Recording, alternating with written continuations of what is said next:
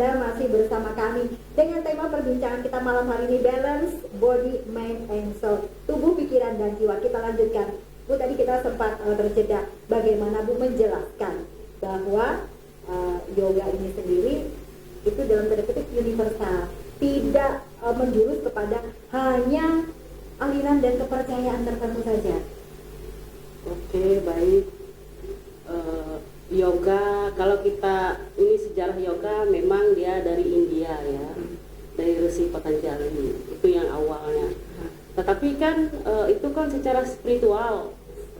Tetapi kalau kita manfaat yoga itu universal untuk. Malam pemirsa, apa kabar Anda? Senang sekali malam hari ini kami dapat kembali menjumpai Anda dalam program Tatap Muka. Program yang hadir sebagai wadah sosialisasi, berbagi informasi dan juga edukasi. Tentu saja, kami senantiasa menghadirkan narasumber yang kompeten dan kredibel di bidangnya.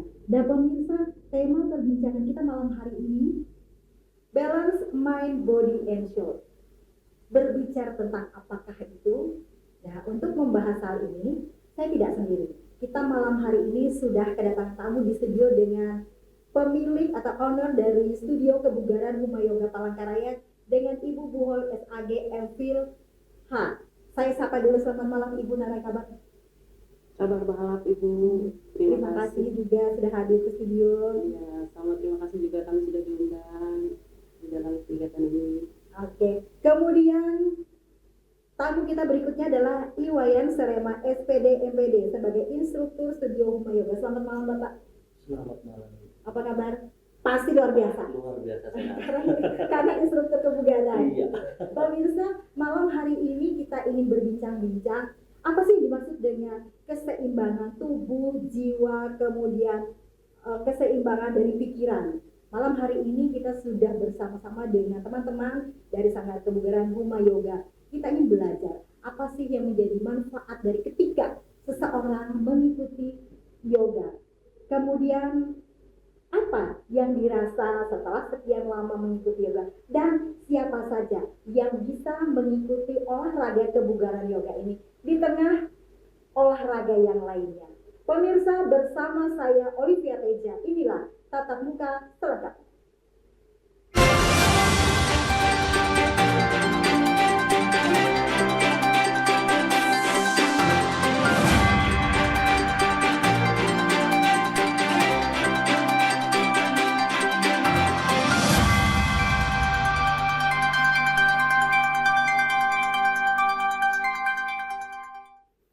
Pemirsa, seperti di awal tadi kita katakan bahwa kita kehadiran teman-teman dari Huma Yoga Palangkaraya. Nah, kita ingin berkenalan bagaimana sih dan apa sih itu Bu Studio Kebugaran Huma Yoga.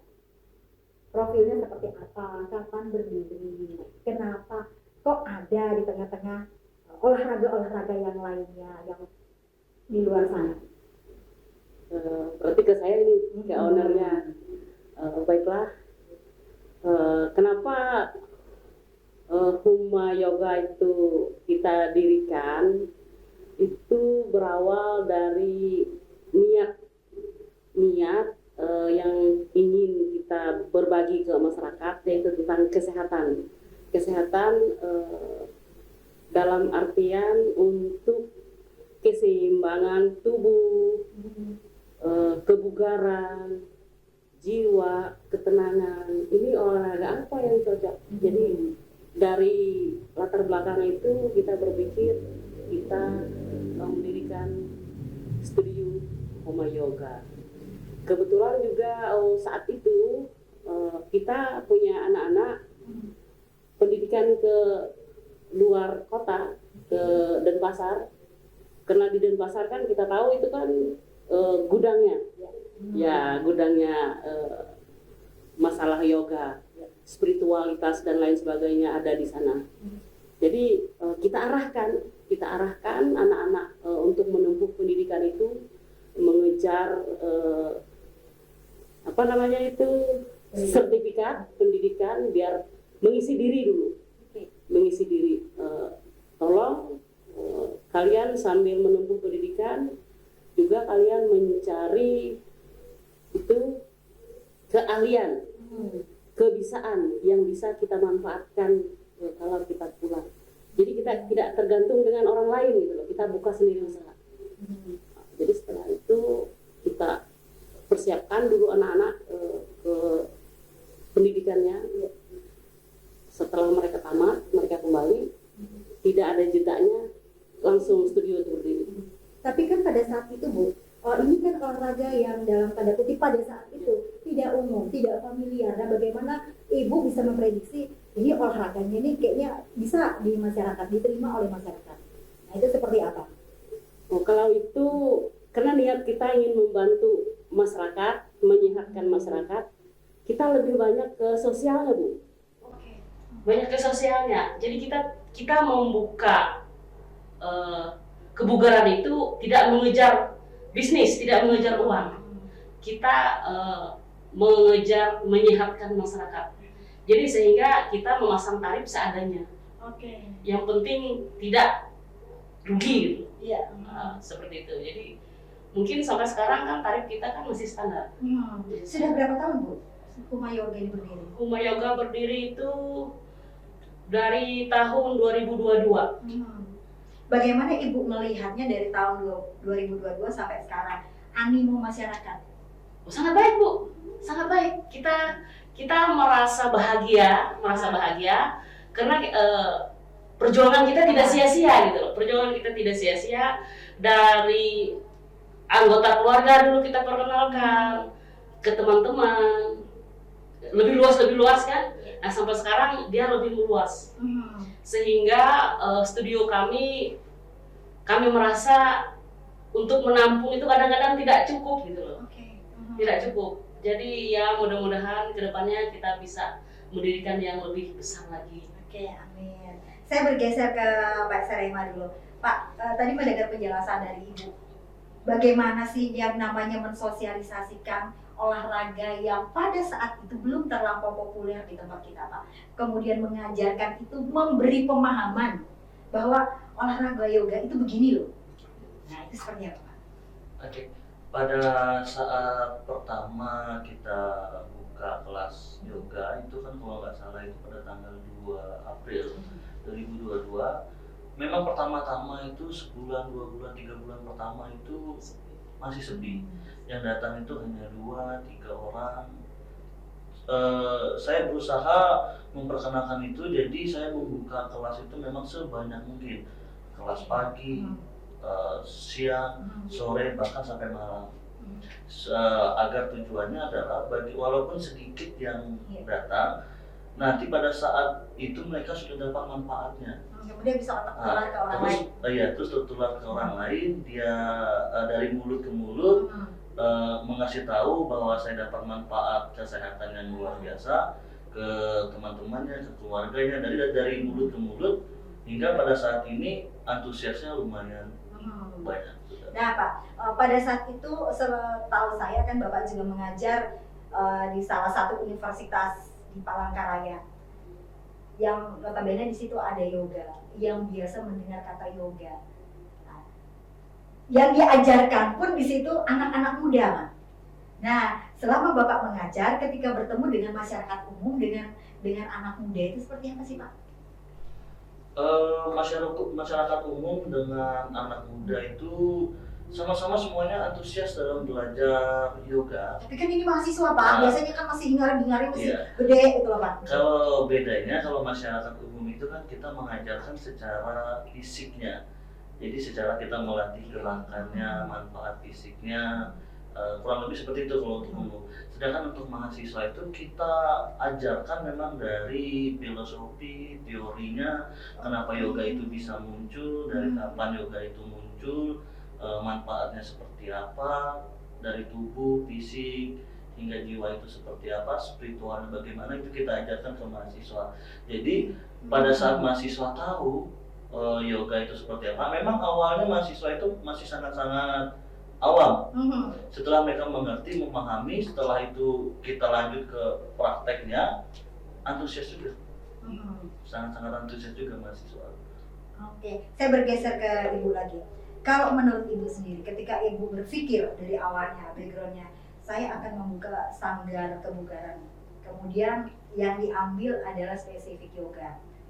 Nah, saya itu penasaran Bu, Ibu melihat perbedaan olahraga ini dengan olahraga yang lain itu apa Bu? Tanpa kita membandingkan ya, cuman apa sih pada saat itu yang Ibu lihat, yang Ibu rasakan?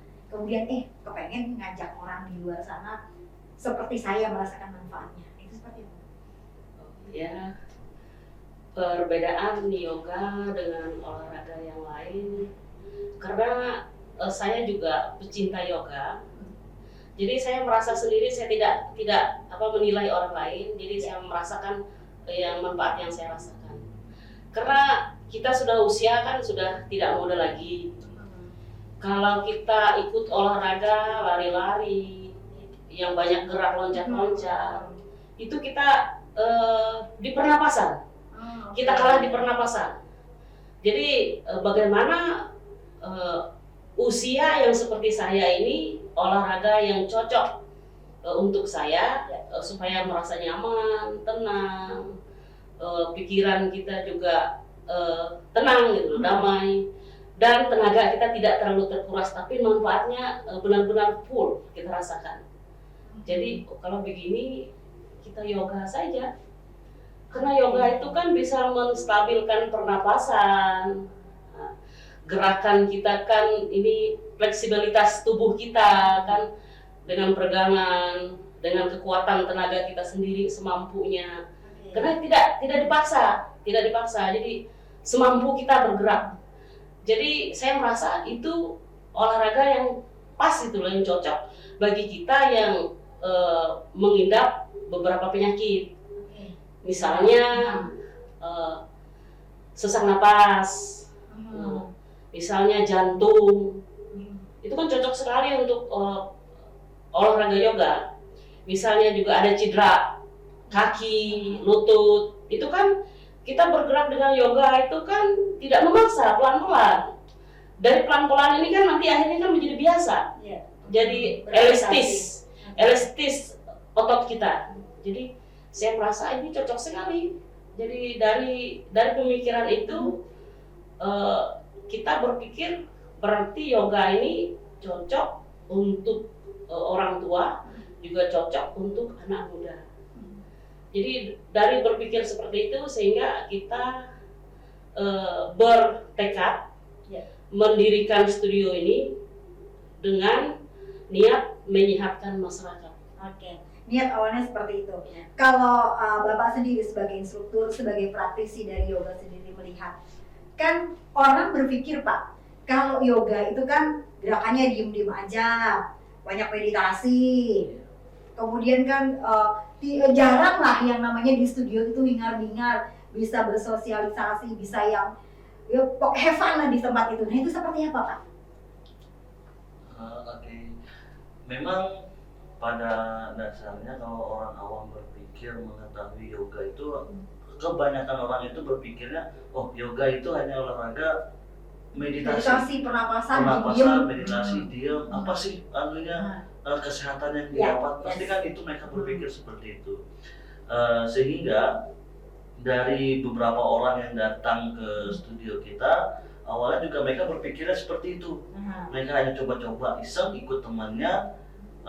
Mereka bilang ke saya kira itu olahraga yoga itu hanya meditasi aja. Tapi setelah mengikuti kelas 1 jam dengan saya, mereka baru merasakan bahwa banyak aktivitas fisik yang dilakukan di dalam yoga itu yang membuat mereka itu capek awalnya capek karena olahraga yoga ini kan baru. Dari badan mereka yang kaku itu kita renggangkan, kita kasih gerakan-gerakan yang memang untuk merenggangkan tubuhnya sehingga badan mereka merasa tertarik. Akhirnya mereka berpikir,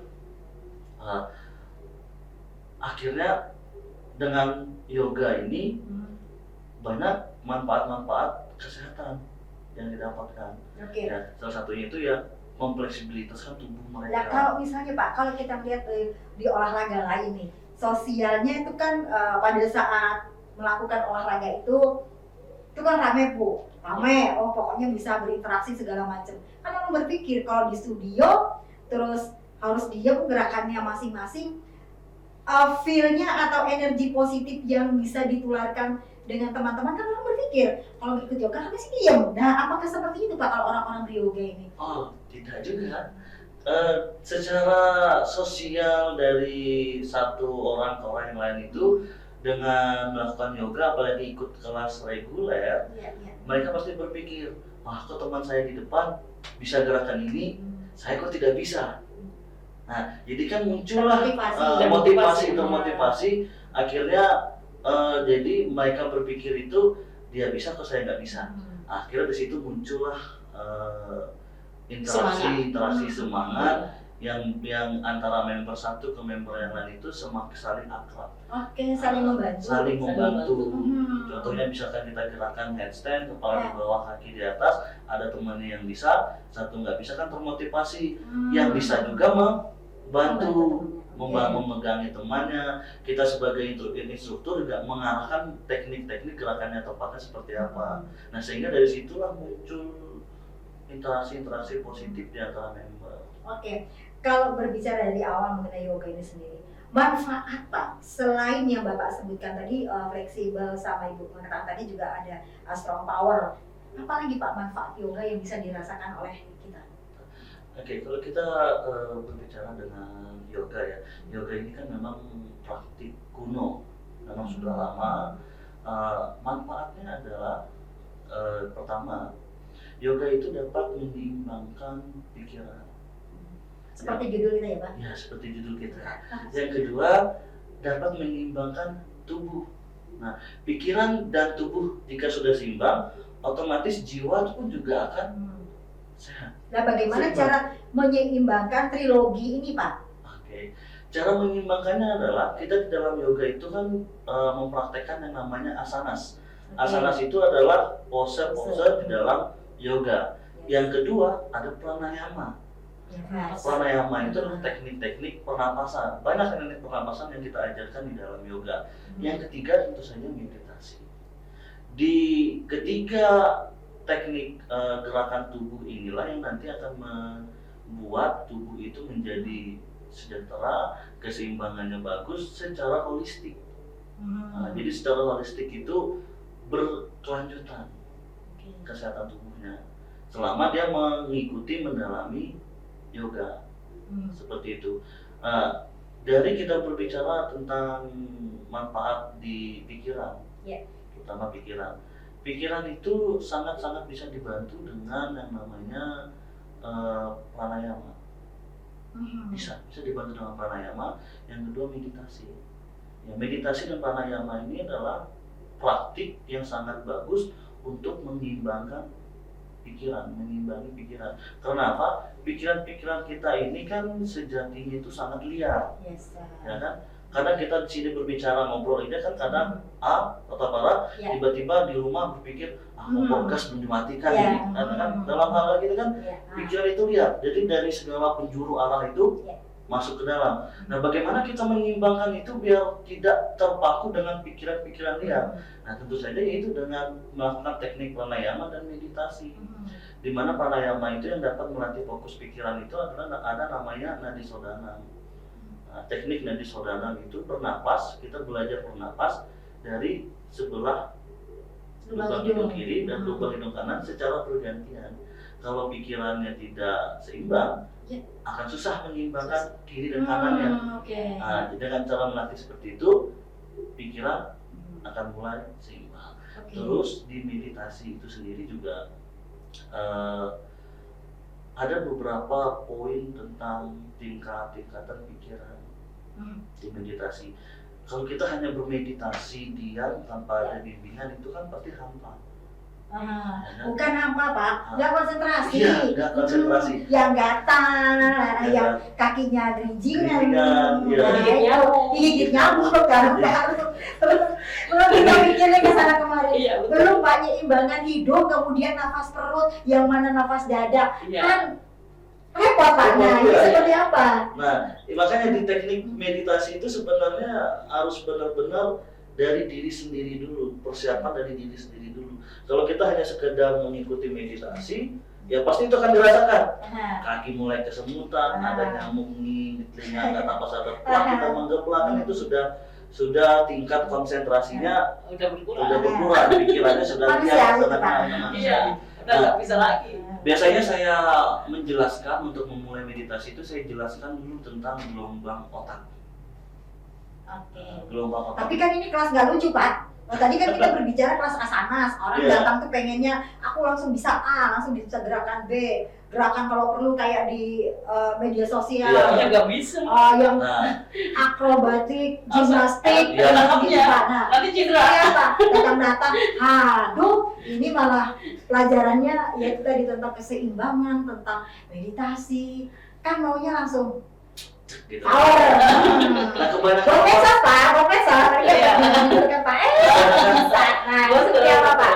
Sebagai instruktur. kebanyakan orang itu kan berpikirnya mereka hanya mau hasilnya, Yes. hanya hasilnya saja, tapi nggak mau melalui Prosesnya. prosesnya. Nah, itu kebanyakan yang saya dapati bagi mereka yang benar-benar awam Nah. datang ke studio kita berlatih yoga, langsung nanya, coach, saya pengen bisa headstand, tiba-tiba Yes, pengen aha. belajar headstand. Ah. Oke, saya kasih aja headstand kan semua. Coba saya contohkan headstand, dia contoh, kok saya nggak bisa kok? Ya nggak bisa, karena ada beberapa anggota tubuhnya yang tidak merespon, tidak aktif, tidak seimbang. Iya. Ya kan? Tidak Karena seimbang. headstand itu nggak hanya berdiri dari menggunakan kepala dan kaki di atas, enggak. Ya kan? Secara kelihatannya memang seperti itu kan, seperti gampang, mencoba gampang. Padahal sejatinya kalau kita belajar itu beberapa faktor yang harus kita kuatin adalah otot perutnya. Kita latih otot perutnya sampai benar-benar kuat, mampu menyeimbangkan badannya. Nah, pada saat latihan perut ini saya banyak juga mendapatkan bagi mereka yang nggak mau melalui prosesnya itu, sekali dua kali datang perutnya merasa sakit, Iya, kram, dogs. langsung nggak. Hmm. Itu banyak juga saya mendapatkan. Jadi itu saya berpikirnya hanya mau hasilnya aja, tapi prosesnya nggak mau mereka lalui, sehingga ya nggak bisa juga, nggak jadi apa. Karena kalau kita belajar headstand itu ya seperti itu, prosesnya harus Nah, diikuti. karena Bapak berbicara proses, saya bergeser dulu ke Ibu. Orang berpendapat bahwa ketika orang ikut yoga itu badannya bisa kayak lencir-lencir, kayak artis-artis Korea. Nah, mereka berpikir, saya dengan berat badan tertentu, Iya. apa bisa melakukan gerakan yoga yang badan bisa dilipat, kayak Bapak tadi bilang, kaki bisa di atas. Nah, itu seperti apa itu, Bu? Meyakinkan teman-teman di luar sana bahwa bentuk tubuh apapun, anatominya seperti apa, itu bisa mengikuti yoga dan umur berapapun. Nah, itu seperti apa, Bu, penjelasannya? Kalau itu kan yoga itu kan sebuah praktek keseimbangan ya, keseimbangan jiwa dan pikiran, dia menjadi satu di sana, pernapasan juga di sana. Nah, maka yoga itu melewati proses dari awal kita berlatih, ya tidak langsung tiba-tiba. Tidak langsung tiba-tiba. Soal satu ya, Bu, ya? Iya. Ada kajian-kajian. Kan ada kajian-kajian itu tidak bisa kita di luar konteks, di luar konteks ya. Jadi kita harus melewati proses dari awal gitu. Tidak bisa kita yang langsung jadi gitu. Iya. Nah, karena yoga ini penggabungan keseimbangan tadi antara pikiran dan jiwa. Kalau sudah dia seimbang kan apapun yang kita lakukan kan bisa. Karena pikiran kita yang mengajak. Nah, kemudian bedanya sama visualisasi, Bu, pada saat tadi Ibu mengatakan bahwa pikiran ini kan dia bekerja, Iya. seimbang. Lah kemudian dengan tambahan visualisasi itu seperti apa kalau di yoga? Makanya latihan. Oke, tetap harus berlatih. Ya, tetap berlatih. Dengan berlatih ini kan perlahan-lahan kan bisa. Dari yang tidak lentur kan menjadi lentur. Ya nggak bisa, kita harus tiba-tiba gitu. Jadi kalau dia sudah terlatih, keseimbangan itu sudah seimbang, berapapun berat badannya tidak masalah, dia akan elastis bisa mengikuti. Misalnya contohnya saya kan berat badan saya kalau ditimbang mungkin timbangannya bisa rusak gitu loh, takut saya timbang. Timbangan yang salah itu, Bu. Ya timbangan yang salah. Kalau kita salah timbangan saya coba. Jadi tapi saya kan bisa mengikuti gerakannya. Bisa. Gerakan yoga. Kenapa? Karena pikiran dan keseimbangan itu. Jadi harus seimbang. Jadi kalau kita seimbang kan itu juga ketentraman jiwa. Karena dia harus menyeimbangkan itu antara pernapasan, gerakan, pikiran. itu harus benar-benar kita fokus. Oke, berarti itu yang dikatakan seimbang tubuh, Ya. pikiran dan jiwa itu Dengan tadi. jiwa, iya. Oke, ketika kalau salah satunya ini nggak balance, kita bergerak melakukan bisa. pose atau asanas, pikiran kita ke pasar, Nggak bisa, berarti ngebubrak gerakannya nggak bisa. nggak bisa. Oke, baiklah. Berarti fokus dan konsentrasinya berada di situ. Kayak kamera itu loh, fokus. Oke, sip. Pertanyaan berikutnya, Bu. Bagaimana meyakinkan orang di luar sana bahwa yoga ini tidak hanya berbicara dalam tanda kutip masalah keyakinan tertentu dan kepercayaan tertentu, tapi jangan dijawab dulu. Pemirsa, jangan kemana-mana, kami akan kembali setelah jeda pariwara berikut ini. Tetaplah bersama kami.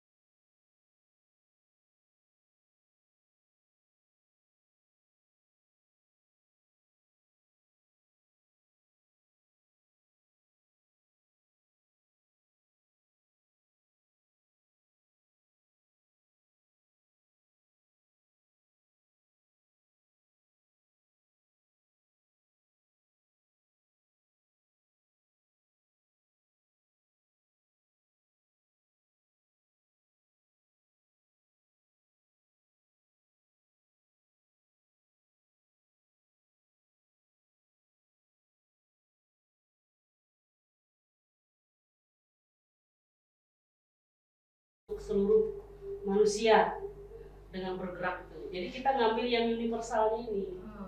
Universalnya kita bergerak. Kalau mantra itu saya rasa sesuai dengan keyakinan kita. Oke. Keyakinan kita misalnya, ya Tuhan bersihkanlah pikiran saya. Kan seperti itu kan? Bersihkan perbuatan saya, bersihkan perkataan saya, kan seperti itu. Itu mantra yang universal. Karena pada dasarnya kita beryoga ini adalah sebuah praktek menghubungkan diri kita dengan Sang Pencipta melalui gerakan tubuh. Jadi mantra atau doa-doa itu sesuai dengan iman kita, sesuai dengan keyakinan masing-masing. Jadi jangan takut. Seperti di rumah yoga itu tidak ada mantra tertentu untuk mengarahkan bahwa oh yoga ini khusus untuk si A, golongan si B, tidak. Karena pada dasarnya yoga ini adalah penyatuan diri kita antara keseimbangan pikiran, jiwa, ya, kita menyatu dengan Tuhan. Itu sebenarnya yoga itu. Kalau kita tidak menyatu dengan Tuhan, kan manfaat untuk kesehatan kita kan tidak akan terjadi, tidak ada koneksinya. Jadi harus ada koneksinya seperti internet kan. Jadi poolnya di sana dia ke Tuhan gitu loh.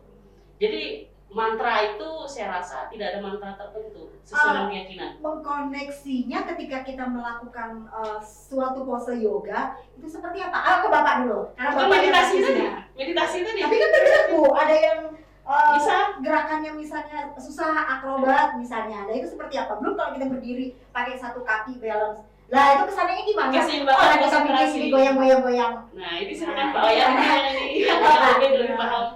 Oke, menjawab itu koneksi ke Sang Pencipta, ke Tuhan dengan melakukan gerak itu, sebenarnya gerakan-gerakan yoga itu didapatkan dari unsur-unsur alam.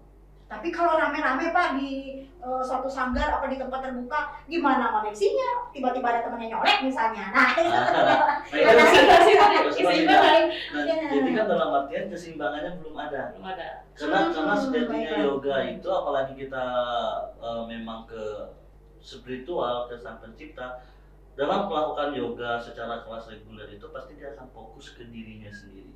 Makanya di dalam yoga itu kan sebelum kita memulai yoga itu ada yang namanya penenangan terlebih dahulu. Penenangan terlebih dahulu itu kan saya melakukan semacam meditasi awal, itu hanya fokus ke Diri. ke napasnya. Jadi Napas. perhatikan selalu napasnya, setiap hembusan dan tarikan napasnya diperhatikan tanpa terganggu oleh objek-objek yang ada di luar tubuh kita. Belajar konsentrasi, Pak. Belajar konsentrasi di situ. Nah, bagi mereka yang tidak memahami esensi maknanya seperti apa, mereka hanya sekedar memperhatikan nafas. Kadang ada pikiran A, B, C muncul, ya sudah ikut. Atau mata gatal, tinggal menggaruk. Tapi secara mendalaminya tidak. Nah, bagi kita dalam kelas reguler umum itu kan, bagi mereka yang sudah bisa fokus ke tubuhnya sendiri, menjalin koneksi ke tubuhnya sendiri, mereka pasti akan paham dengan mengendalikan napas. Jadi hanya fokusnya ke tubuhnya. Objek-objek di luar tubuh tidak diperhatikan lagi. Nah, jika sudah bisa seperti itu, maka koneksi ke Sang Pencipta itu dalam yoga terjalin. Ya. Jadi kuncinya satu aja, tidak terpengaruh oleh. Berarti satu hal yang keliru ketika misalnya kita bersama-sama nih Pak, dalam kelas reguler banyak orang, ketika misalnya kita melaksanakan gerakan itu suruh duduk diam, penenangan seperti Bapak katakan tadi, kita belajar fokus, kemudian ada yang datang cuma pengen lama itu aku pengen langsung gerak, itu ada positif atau negatifnya nggak sih Pak? Misalnya dia datang, aku cuma pengen nanti gerakannya yang ini misalnya. Ada. Apa pengaruhnya Pak? Pengaruhnya ada. Mereka hanya ingin cepat-cepat melakukan pose-pose tertentu, melihat ya seperti kita sampaikan pembicaraan di awal tadi. Saya mau bisa ini dong. Jadi mereka berpikirnya ikut yoga itu hanya lihat gerakan-gerakan di Instagram itu bagus-bagus, mereka ikut yoga, pengen cepat bisa seperti itu. Tanpa tahu esensi, tanpa menjalani melalui prosesnya itu seperti termasuk apa. Yang harus penenangan dulu sebelum mulai. Sebelum mulai kan tahapan-tahapan di dalam. Manfaatnya apa Pak? Ketika kita harus ikut penenangan dulu sebelum mulai. Manfaatnya adalah itu tadi. Banyak. Jadi pada saat kita baru datang ini, bandingkan aja dengan mereka yang datangnya tepat waktu dan terlambat itu seperti apa. Bagi mereka yang datangnya tepat waktu, mereka sudah melakukan penenangan, tubuh mereka jauh lebih siap mengikuti setiap gerakan-gerakan yoga. Kalau bagi mereka yang terlambat datang, anggapannya sudah mulai pemanasan di akhir baru datang, tiba-tiba langsung melakukan pose-pose gerakan, apa yang terjadi? Tubuh kram, bisa cedera. Itu dia, karena tubuhnya tidak siap. Sekali lagi karena kita gerakan yoga ini kita bermain fisik. Nah, jadi anggota-anggota tubuh yang nggak pernah kita apa-apain, itu kita apa-apain. Nah, situ dia. Jadi esensinya situ. Kenapa penenangan itu sebenarnya wajib dilakukan di awal sama di akhir juga. Kan ada namanya kita sawasana. Calling down lah kalau di Warsa mengatakan. Ya, kalau di akhir penenangan di akhir sawasana atau pendinginan itu kita habis gerak yoga, apalagi dengan tema vinyasa, yoga den, napas kan berantakan. Kalau tiba-tiba kita langsung, kita selesai berubah, apa yang terjadi ke tubuh? Tubuh masih berpacu. Jantung kita masih terpacu, tubuh masih panas-panasnya, di aktivitas yang lain yang ada tubuh itu akan stres. Ditahan di sini Pak. Tadi Ibu mengatakan bahwa kayak asma, jantung melalui yoga ini bisa. Nah, gerakan yang seperti apa? Padahal kan kalau saya melihat gerakan yoga sendiri atau saya mengikuti kelas yoga, kan nggak ada nih Pak yang high impact. Nah, itu seperti apa itu Pak? Di mananya gitu loh Pak, yang bisa kok dia bisa bekerja ke organ-organ tubuh tertentu. Nah, yoga itu kan gerakannya banyak. Masing-masing gerakan itu mempunyai manfaat tersendiri, baik secara fisik di luar tubuh atau fisik di dalam tubuh. Untuk jantung tersendiri adalah kita di dalam yoga itu kan ada yang namanya Surya Namaskar. Ya, Surya Namaskar itu ada 12 gerakan secara pengulangan, tapi gerakan utamanya ada 7. Nah, di mana setiap gerakan-gerakan itu diiringi dengan napas itu akan memperkuat jantung. Ya, contohnya kita gerakan Surya Namaskara yang melengkung ke atas, bawa badan ke belakang. Kalau kita secara napas pendek akan kesulitan bernapas. Nah, kalau ditahan Pak? Akan kesulitan bernapas. Kalau mereka yang baru ya kita kalau kita bicara tentang kesiapan itu kan, tiba-tiba langsung set nyuruh kayak gitu, napas akan terganggu. ya kan napas akan terganggu.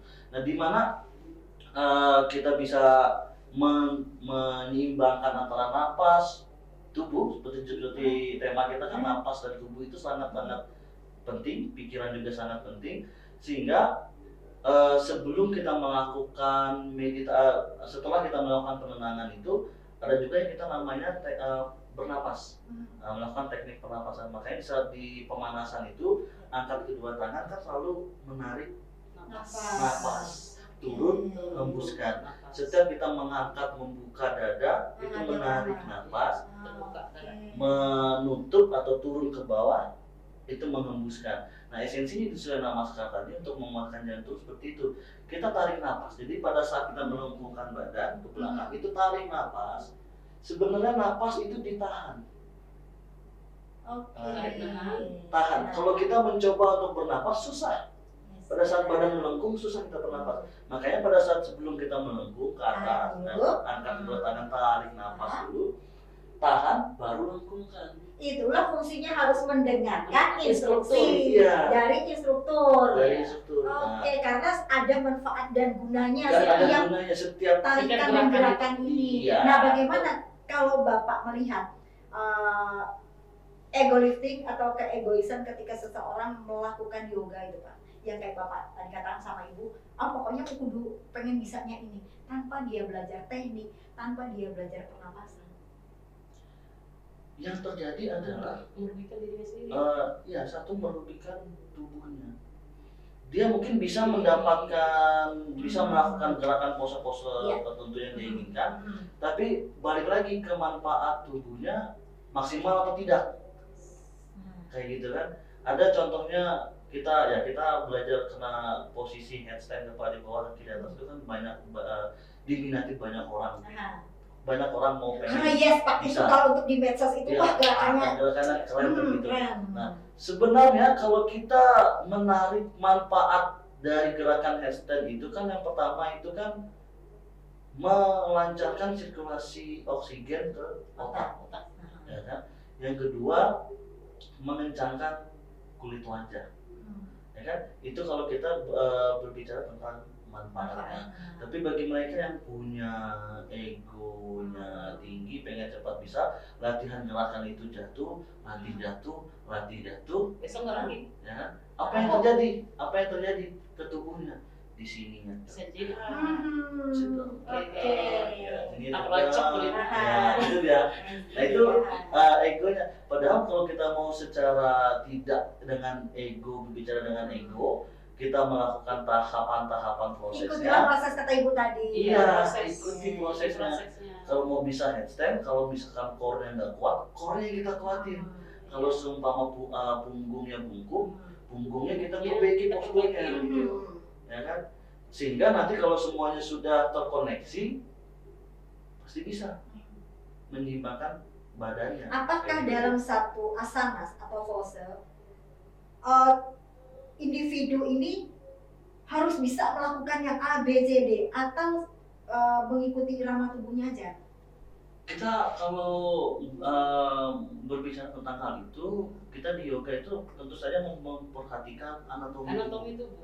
Sekali lagi, anatomi tubuh setiap orang itu kan berbeda-beda, terutama pose headstand. Kalau pose headstand ini, anatomi tubuh memiliki kelenturan tulang belakang yang sangat-sangat lentur, memang dari lahir, dari bakat alaminya memang sudah lentur. Pada saat belajar headstand akan kesusahan. Di mana titik kesusahannya adalah mengimbangkan kelenturan tulang belakangnya dengan core-nya, sehingga pada saat kakinya naik ke atas, badannya akan turun ke bawah. Nah itu dari anatomi itu sebenarnya masing-masing orang itu progresnya nggak bisa sama. Ya kan? Ada yang bisa cepat sehari belajar bisa, ada yang seminggu bisa, ada yang sebulan bisa, bahkan ada yang 1 tahun baru bisa. Ikutilah prosesnya. Sekali lagi ikutin proses setiap latihan, karena kita sebagai instruktur itu paham. Misalkan si A kurangnya di sini, si B kurangnya segini. Makanya itu yang kita latih di kelas reguler dengan gerakan-gerakannya yang semuanya bervariasi. Dari tema satu ke tema berikutnya, ke hari berikutnya, temanya pasti berbeda-beda. Supaya tubuhnya itu gak hanya terpaku di satu sisi. Misalkan kaki, kaki aja terus Oke. tidak, Nah, ya kan? lower body aja terus, Ah. uppernya tidak pernah dilatih. Tidak pernah dilatih nggak bisa juga. Walaupun gerakan yoga itu kan banyak, gak hanya mengandalkan kaki. Kalau sebenarnya berapa Pak gerakan pose di yoga sendiri yang Bapak pelajari? Kalau yang saya pelajari itu sebenarnya banyak, ya kan, bahkan pastinya juga nggak tahu berapa.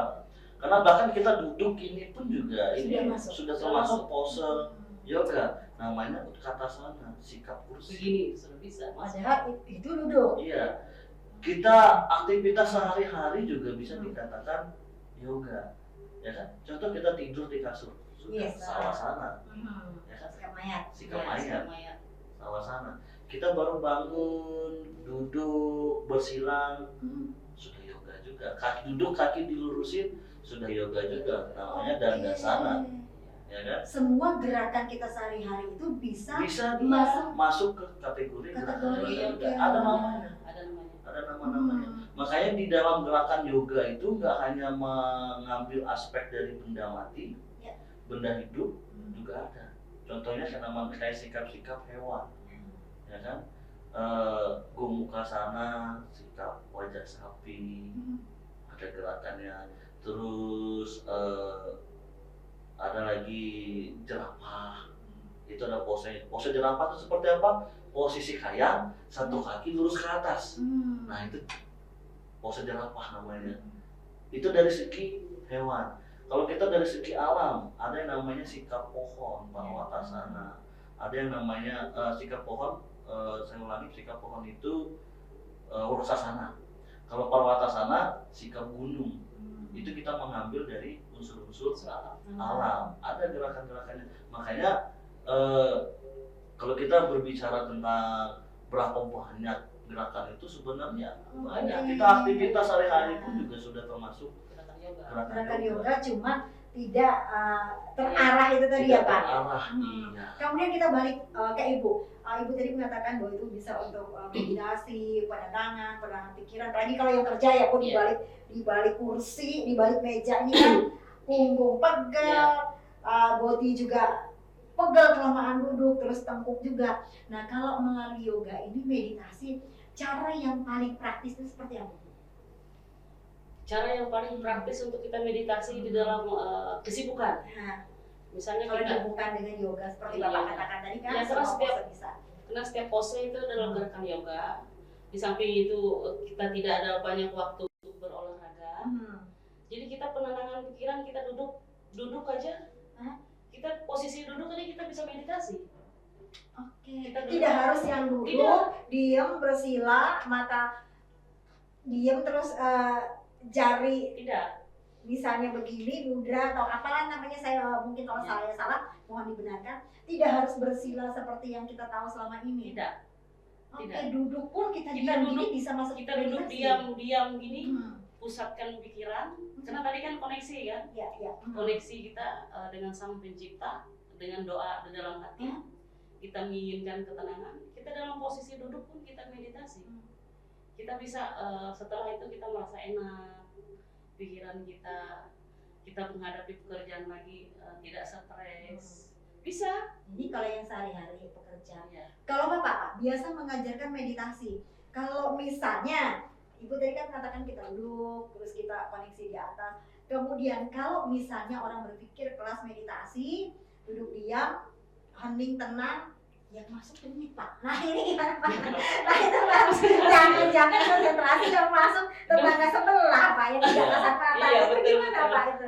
Nah sebenarnya Tapi kan itu, tidak menutup kemungkinan kan Pak? Ya, Apalagi kalau dia betul, peka. Iya betul. oke. Nah itu Kesurupan berita.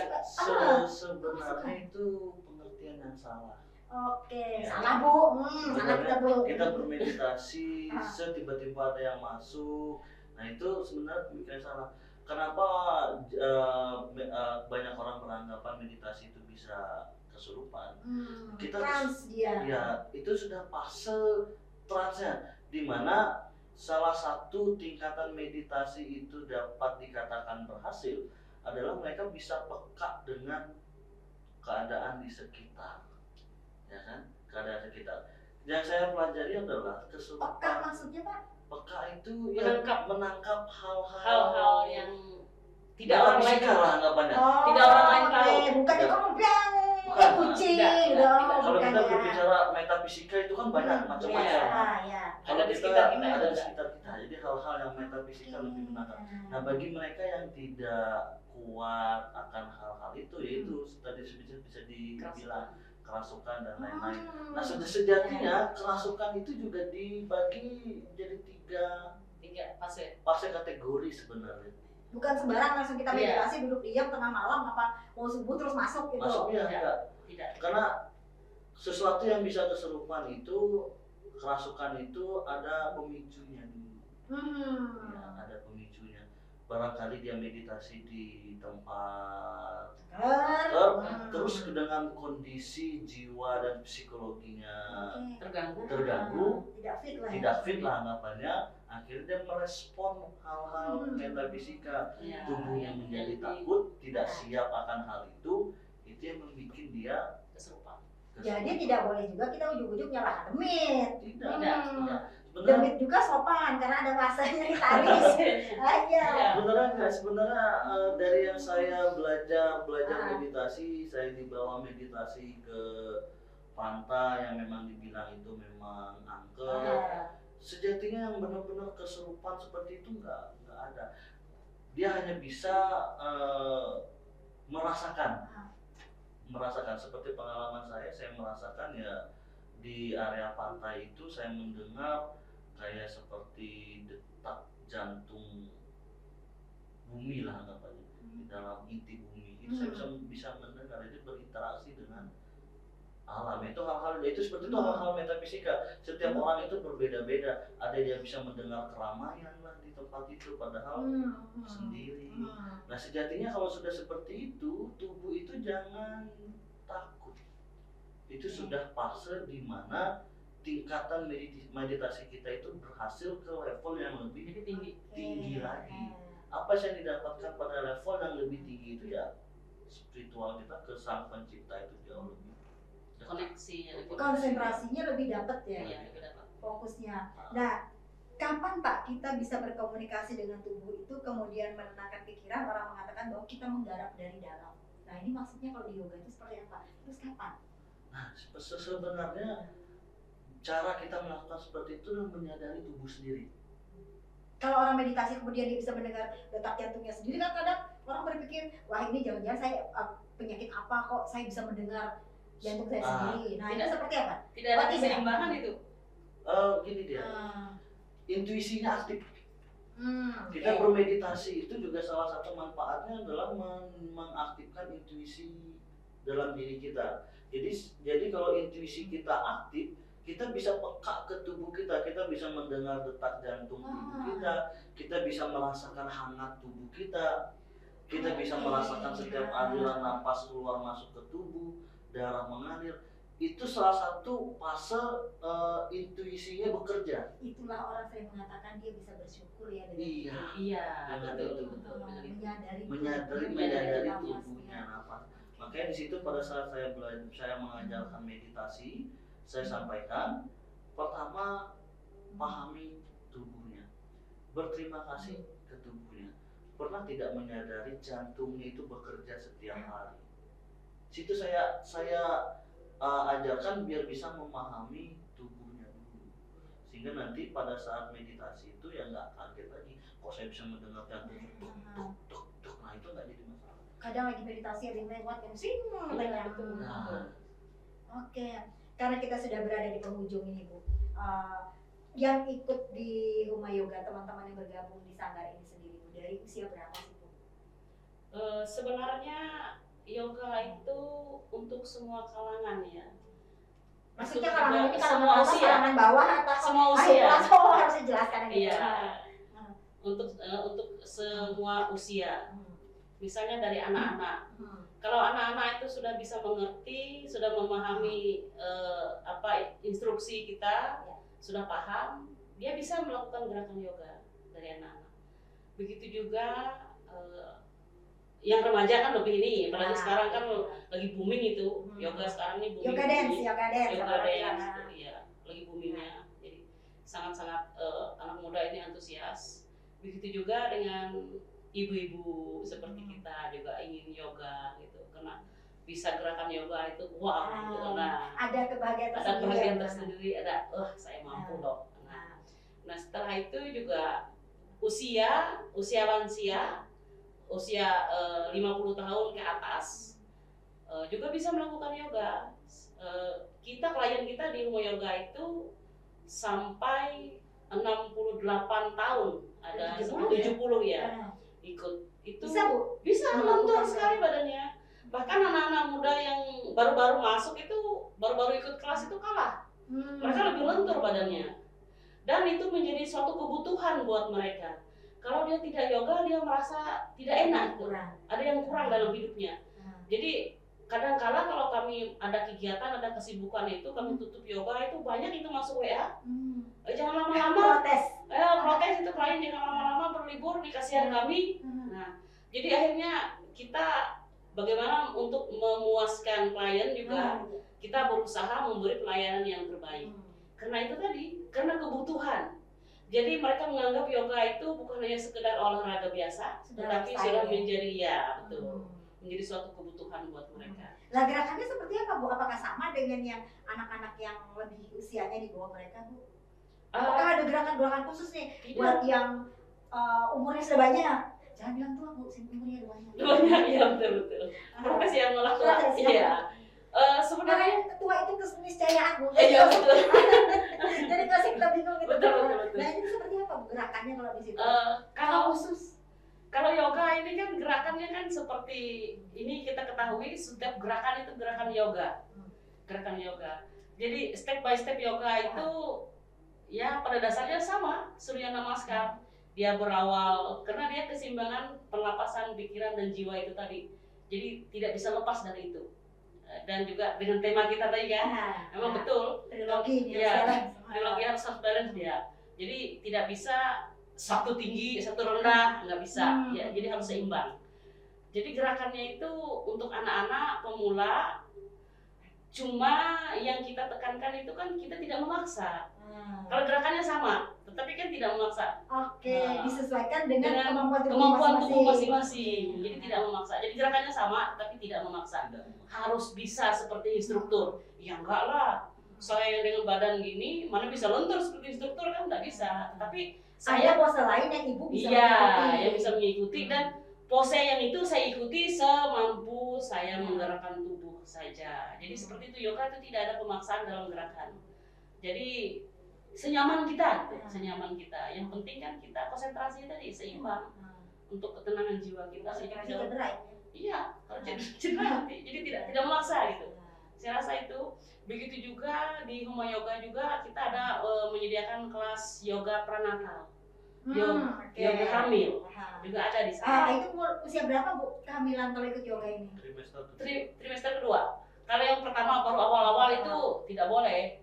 Jangan kita ganggu dulu dengan gerakan-gerakan yang ini. Kalau yang gerakan ringan bolehlah gerakan ringan. Tapi yang gerakan-gerakan yang memang mengencangkan ini tidak boleh dulu. Harus semester kedua. Yang idealnya. Yang idealnya. Lebih tepatnya trimester kedua, karena pada saat trimester 1 itu boleh melakukan yoga, tapi dengan saran dari dokter. Kenapa? Apakah kandungannya kuat atau tidak? Seperti itu. Sebenarnya boleh. Di trimester 1 itu cukup konsentrasi pikiran ibu ke janinnya. Itu yang dilatih sebenarnya. Karena kadang-kala kan seorang ibu itu apalagi baru hamil itu kan khawatir janinnya kuat atau tidak. Nah, jadi kekhawatiran. Jadi untuk trimester 1 itu dia lebih ke pikiran dan janinnya. Di situ yang dilatih di dalam yoga penenangan pikiran. Sehingga pikiran ibu hamil itu menjadi lebih sehat, lebih tenang, janin juga akan lebih berkembang baik. Karena dia terkoneksi dengan Oke. Kalau karena kita berada di segmen terakhir Pak, mungkin singkat saja. Seperti apa sih Pak membalanskan antara 3 trilogi ini tadi, kemudian gerakan asanas dengan visualisasi? Seberapa penting visualisasi itu sendiri Pak? Nah visualisasi seperti apa juga yang di sini dimaksud di yoga ini sendiri? Apakah saya lagi bayangin misalnya saya bisa melakukan pose tertentu, bisa split yang dulunya saya nggak bisa? Apakah seperti itu? Apa Ada yang lain? Masing-masing orang itu Beda. memiliki visualisasi yang berbeda-beda. Bagaimana menggabungkan itu dengan visualisasi kita, yaitu dengan melakukan prosesnya. Jadi kalau kita melakukan yoga dengan visualisasinya, saya harus bisa split ini. Nah, harus bisa split, bayangannya kan gambarannya sudah terpikirkan, oh saya split baru seperti ini. Bagaimana kita mempelajari dengan yoga itu yang sekali lagi kita buka hamstringnya, kita tarik bagian kakinya. Prosesnya bagaimana? Ya pasti akan sakit dulu karena bermain dengan hamstring.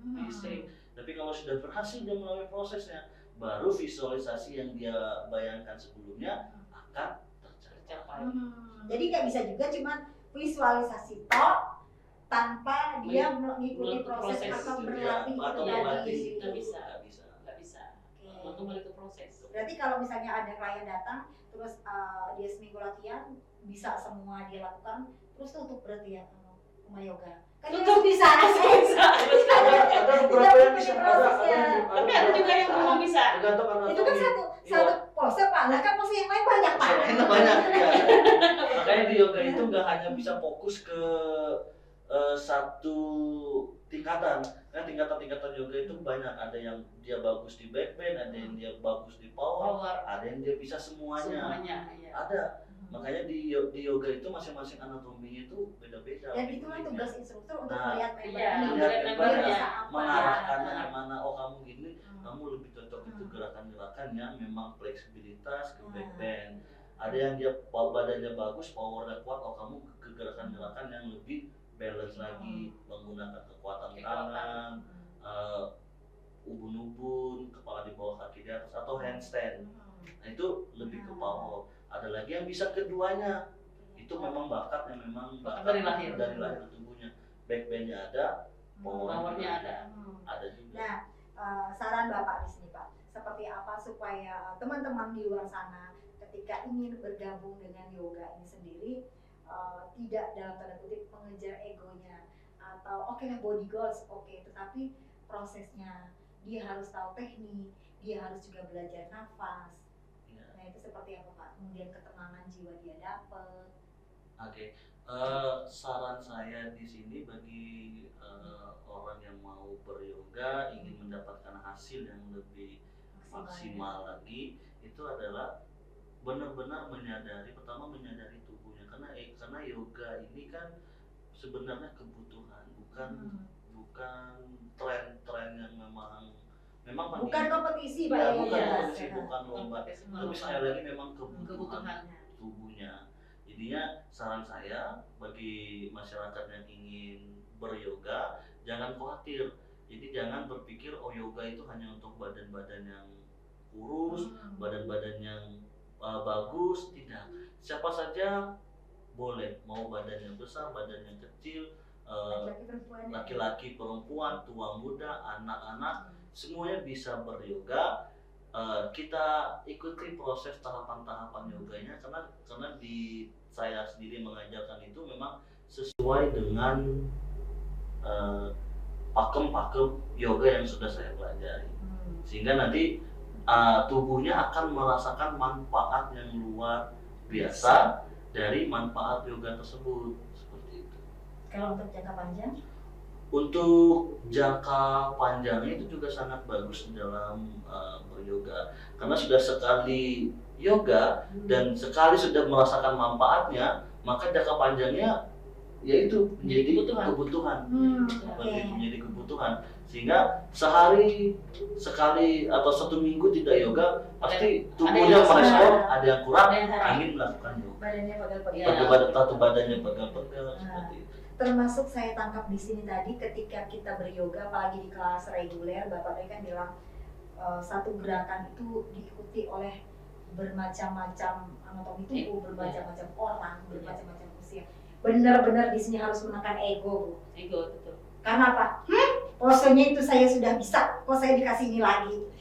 Benar-benar dia harus menekan ego. Maksudnya kita harus mengikuti seirama dengan mungkin teman-teman yang baru belajar. Kita harus bisa mengikuti, jangan yang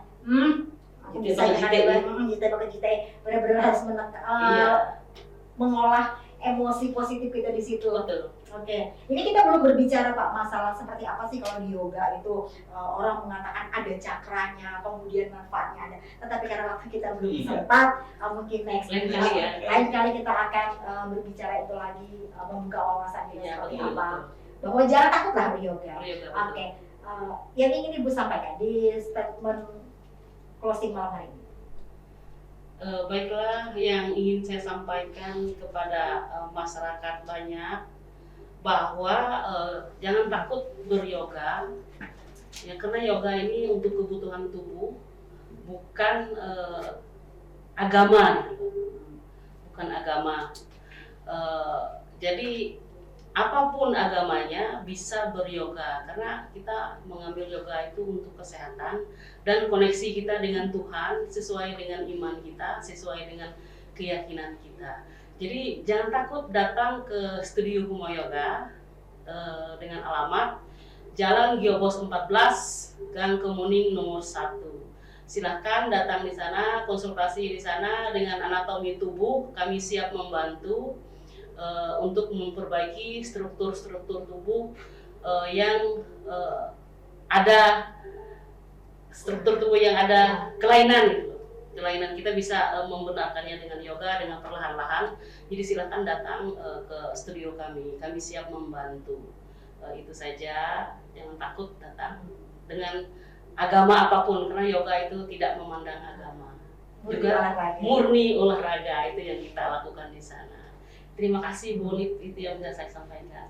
Oke, terima kasih buat Ibu SAGM Filha, owner Humo Yoga, kemudian dengan Bapak Iwayan Serema, SPD EPD sebagai instruktur dan praktisi dari olahraga yoga sendiri. Terima kasih sudah berbagi bersama kami pada malam hari ini. Pemirsa, yang dapat saya simpulkan pada malam hari ini dari trilogi yang kita perbincangkan di atas tadi, ketiga aspek ini harus seimbang. Ketiga, kemudian seseorang mengalami produktivitas, kreativitas, dan juga ketahanan yang meningkat serta mampu menghadapi tantangan hidup sehari-hari. Pemirsa, akhir kata saya Olivia Teja bersama teman-teman yang bertugas pada malam hari ini pamit undur diri dari hadapan Anda. Selamat malam dan sampai jumpa. Terima kasih. Silakan. Ya.